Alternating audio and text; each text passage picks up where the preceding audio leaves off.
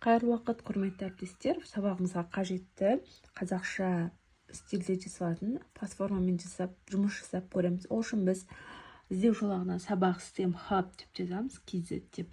Мінекей іздеу жолағы шыққанда, іздеу жолағында бізге мына жерде қазақ үйлер деп бірінші шығатын сілтемеге кіреміз. Мына жерде бізге неше қазақ үй керек деп тұрған жерге, мысалы, неше сұрағымыз дайын біздің сабағымызға бүгін ұсынатын. Мен мысалы 7 деп жазам. 7 сұрағым дайын, жолдарды жасау деп.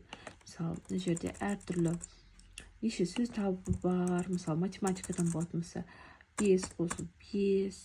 Болмаса сабағыңыз қай пәнге негіздеп жатыр, соны қоса беремін. Мысалы, 4 қосу 4.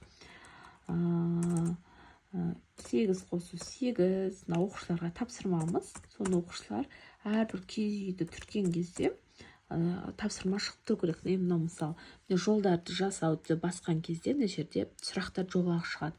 Енді экранға шығару дегенді басамыз. Мінекей алдымызда бізде 7 киіз үй шыға келді. Әрбір киіз үйді түртсек, мына жерде бізде сұрақтар пайда бола қалады.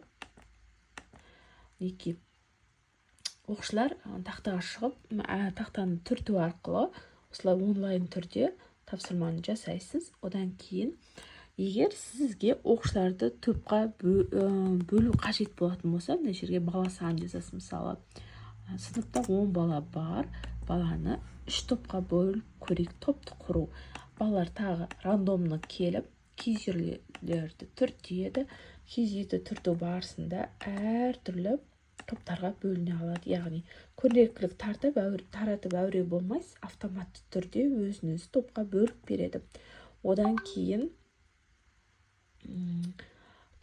бағдаршам әдісі бар. Биылғы оқу жылына хит болған. Мысалы, 8 оқушым бар дедік, бағдаршам құрайық десек. Енді жерде бағдаршам бақылауым бойынша толық көңілден шығатын емес. Енді сонда да мысалы қызыл, сары, жасыл түсі мына жерде сирек жанады.